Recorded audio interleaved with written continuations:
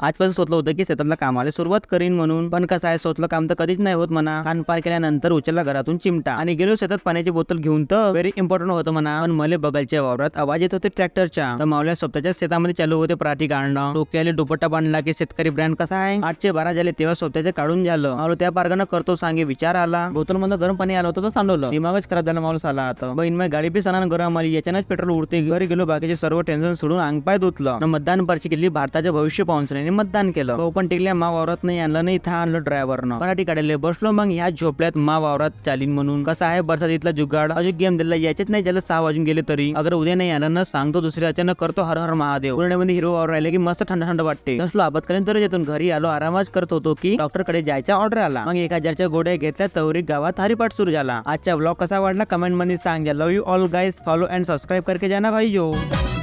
निघाले